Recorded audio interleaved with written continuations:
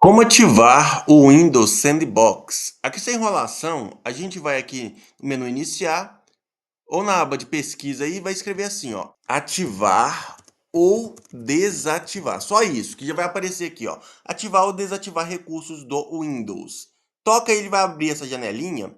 E nesse caso aqui, o Windows Sandbox, ele tá com o nome área restrita do Windows. Então é essa opção que você tem que habilitar. Habilita, toca em OK. Aqui, quando você habilitar e tocar em OK, ele vai abrir essa outra janelinha aqui, no qual ele vai fazer essa instalação, essa ativação do Windows Sandbox, que é área restrita do Windows. Só aguardar. Depois que finalizar, ele vai dar esse aviso aqui pedindo que você reinicie o seu dispositivo, o seu computador. Aqui o computador ele reiniciou, deu aquela tela de atualização do Windows e agora que inicializou, aqui ao pesquisar no Windows, o Windows Sandbox, ele já aparece e já está funcional, tá? Então o procedimento para ativar o Windows Sandbox é esse.